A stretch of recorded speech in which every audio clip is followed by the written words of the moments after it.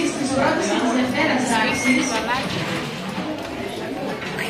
οι γιορτές των μικρών τάξεων έχουν γίνει θεσμός και χαίρομαι από τα βάθη της ψυχής μου που βλέπω τόσο πολύ κόσμο σήμερα. Σας ευχαριστώ πάρα πολύ που είστε όλοι εδώ. Σήμερα το πρόγραμμα, έχετε πάρει όλο το πρόγραμμα, αυτό που θα ακολουθήσετε έχει τα εξής.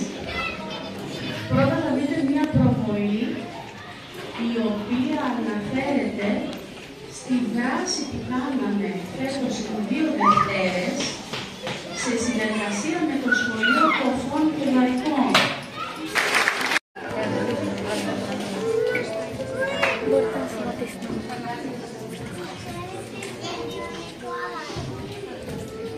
Ο τέρας της τεχνολογίας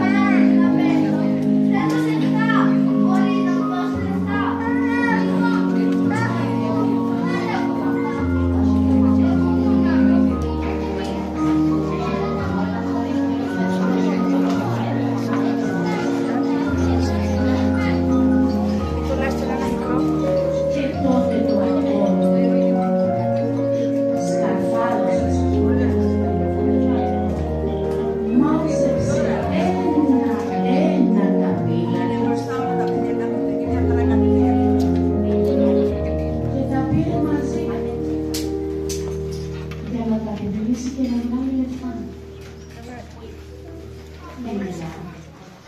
Ήταν ευτυχισμένη. Μα το αγόρι έκανε πολύ καιρό να ξαναφανεί. Πέρασαν μέρες πολλές και νύχτες ατέλειωτες. Ο ήλιος πόσες φορές ταξίδεψε στον ουρανό.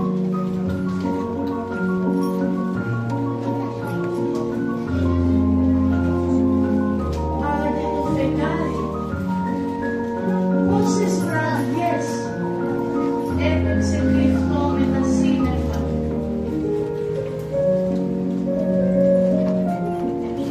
Η μιλιά μας όμως ήταν λυπημένη. Μάταια όλα τα ζουζούνια προσπαθούσαν να την παρηγορήσουν. Θέλω ένα σπίτι. Μπορεί να μου δώσεις ένα σπίτι. Δεν έχω σπίτι. Το βάζω. Μπορεί να το φωτάκια. Και να χτίσεις ένα σπίτι. Τότε βάζει σπίτι Κι έτσι το αγόρι έκοψε ένα-ένα τα κλαδιά έτσι.